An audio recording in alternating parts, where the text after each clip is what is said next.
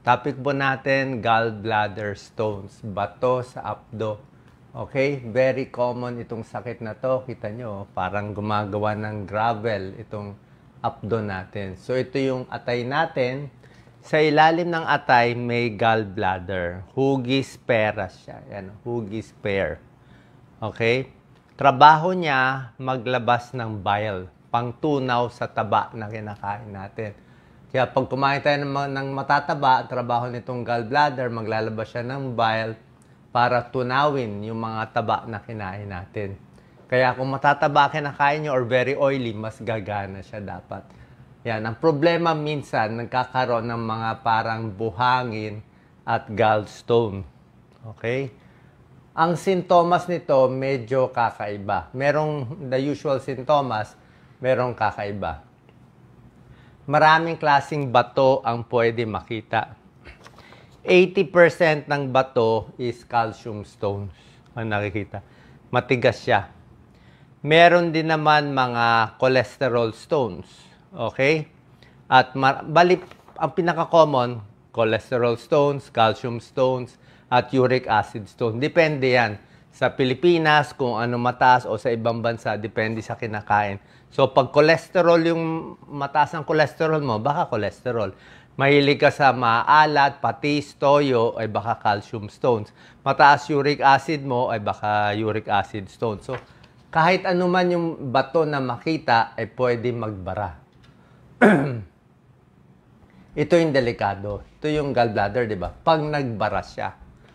Okay? Pag nagbara siya, hindi na to gagana. Maiipit siya, mamamaga siya. So, pag umatake yan, nagbara, ito yung mga sintomas. Ito yung sintomas ng bara. Biglang sasakit dito sa right upper quadrant, dito sa may kanan. Abdominal pain habang umaatake yan. Madalas yung atake niya pagkatapos kumain ng matataba, mamantika. Kasi nga, pipilitin niya mag-pump eh. Diba? Kaya lang barado. Hindi siya makalabas ng bile to, nabarahan kasi. Sasakit siya. Bukod dito, minsan yung sakit, kala mo na sa tiyan lang, tutugon hanggang sa likod, sa upper shoulder. Bukod dito, yan o, nasusuka, nagbo-vomiting, pwede pa. Pero merong mga ibang sintomas na hindi ganoong ka-usual na nakikita natin. Minsan, pwedeng mahangin ng tiyan. Minsan, parang burping lang. Mahilig kayo mag-burp. Pwedeng may gallbladder stone. Yung iba nga, sumusuka ng madilaw. Minsan ganyan eh. Pag malala na at nagbara na talaga, let's say, lumabas yung bato, nagbara, bukod sa masakit, pwedeng manilaw. Magjo-jaundice yung pasyente, yung iba pati ihi, naninilaw. Yung iba, pag nagbara, pwede mag-infection. Ito yung emergency. Emergency na oras na nilalagnat na yung pasyente. Tapos yung dumi, pwede rin magbago yung dumi. Minsan nagtatae, minsan meron ding fatigue, pwede rin mapagod. Yan, may lagnat na. Heartbeat, minsan tumataas. So ito medyo rare na symptoms na to. Pero pwede rin yan mangyari. Fever and chills, hindi po magandang sign yan. Emergency yan. May gallbladder stone, nilagnat, emergency. Kasi barado eh. Pwede magkomplikasyon sa pasyente.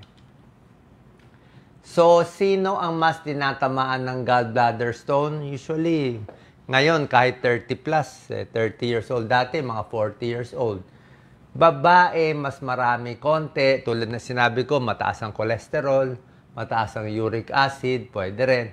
Mas matataba, pwede rin. Yung biglang nagpapayat, hindi rin maganda yung biglang nagda-diet. So, biglang nag-diet, biglang namayat, pwede rin magkaroon ng gallbladder stone. Ayan o.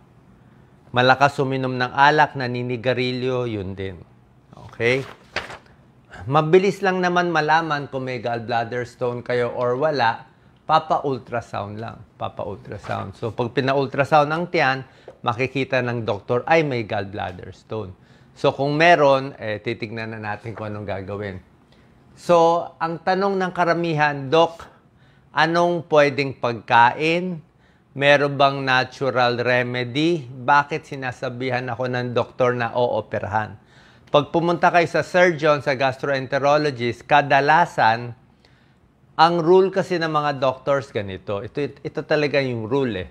Oras na umatake na ng isang beses yung gallbladder. Umatake, sabihin, sumakit dito, talagang hindi matunawan, umatake, lalo na kung may lagnat konti, tapos sa ultrasound may gallbladder stone. Isang atake, usually, ooperahan na. Pag ang atake nyo, 2-3 beses, siguradong papa-opera na kayo. Bakit? Kasi ang problema, pag hindi inoperahan at maraming bato, tulad nito, hindi mo alam kung kailan siya magbabara eh. Paano kung nasa abroad ka? Paano kung nasa malayong lugar ka? Doon nagbara, ayaw matanggal, emergency, pwede makamatay. So para hindi mangyari yan, tatanggalin na nila to. So, oras na may 1 or 2 attacks, inooperahan na usually. Pero, meron naman tayong magagawa na iba. Okay? Para makaiwas. Ito muna, prevention eh. Pag may gallbladder stone na, marami kayong mababasa ng mga iinumin. Mamaya, papakita ko. Marami sila sinusubukan eh. Mga gallbladder flush, apple juice, lemon juice, olive oil, pinaghalo-halo. Dati, nung nabubuhay pa nanay ko, may gallbladder. So, sinubukan niya lahat yan eh. Pero hindi rin nawala. Kasi nga, pag uminom ka nitong mga apple juice, lemon juice, olive oil, halu-haluin mo pa, pag dumi mo, nagbububuo, pero kala mo stone yun. Ang pinakamaganda talaga, pwede nyo subukan, hindi ko naman kayo pipigilan, pero magpapa-ultrasound kayo ulit. Kung ultrasound nyo dati, 4 yung bato, tingnan natin kung mababawasan. Pero, sa lahat ng mga surgeon, sa mga doktor na nakita ko, wala pa ako nakita na may ultrasound na maraming bato tapos nawala. Pero hindi ko kayo pinipigilan. Yung ultrasound naman talaga magsasabi kung meron o wala. Okay? Kasi nga, pinakamaganda prevention. Habang wala pa tayo nito, ito na maganda. Yung mga gulay. Kasi ayaw mo nga yung mga matataba eh. Gulay is okay, cucumber, celery, pwede yan. Citrus fruits, di ba? Apple, pwede rin yan. Papababa ng cholesterol at iba-iba. Mga low fat, pwede. Ano yung mga bawal? Okay? Bawal, ayaw natin yung mga alat. Mga toyo, patis, di ba? Calcium stones.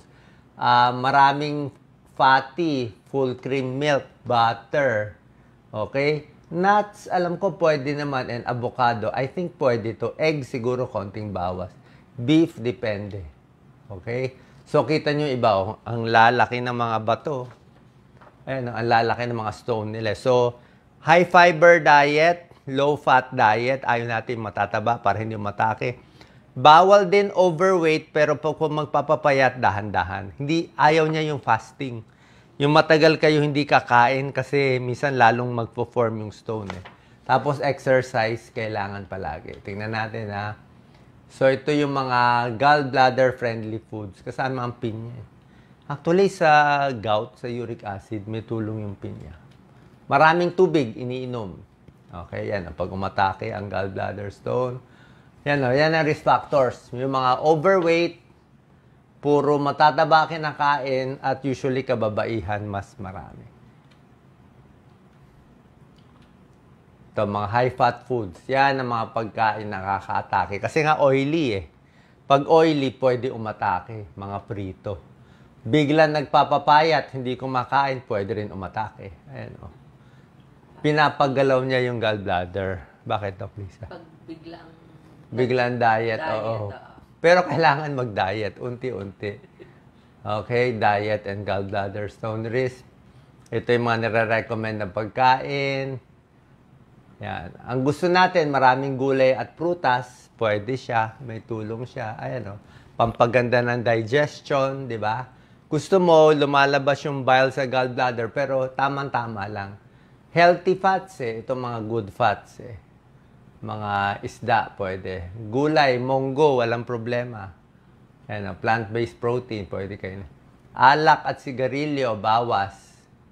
Pag naoperahan na, anong mangyayari? Yun lang nga. Pag naoperahan na kayo, dalawang klase pala yung operation. Okay? Merong dating operation, yung open cole, yung may hiwa. Pero merong bagong operation na hindi na kailangan hinihiwa. Lap cole. Mas madali yon, mas mahal lang. Siguro 1 day, 2 days lang makakauwi na kayo. Mas safe po yun. Marami nang gumagawa ng gano'n. So, pinakamaganda, kung may bato man kayo, wala namang sintomas, pwede hayaan. Okay? Yung mga ibang tao lang, pag naoperahan, syempre wala ka ng gallbladder, wala kang panunaw ng taba. So, pag kumain ka ng mga very oily, hindi ka matutunawan.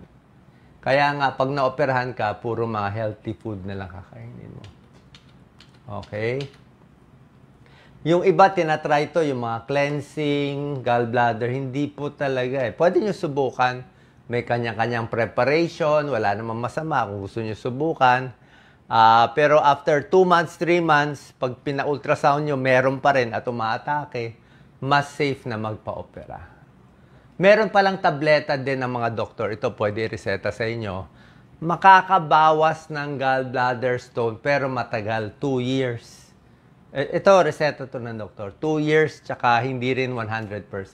Kaya minsan, kaysa inom ka ng inom, minsan pinapatanggal na lang. Okay? So, sana po nakatulong tong tips natin para sa may gallbladder stone.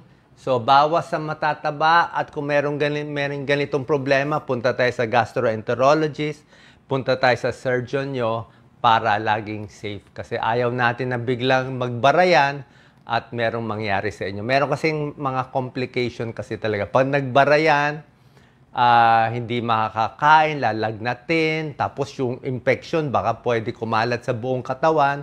Pag kumalat yung infection sa buong katawan, sepsis yun, nakakamatay yun. So, kaya ginagawa ng doktor, kung marami ng bato, madalas na magbara, tinatanggal na para tapos na yung problema.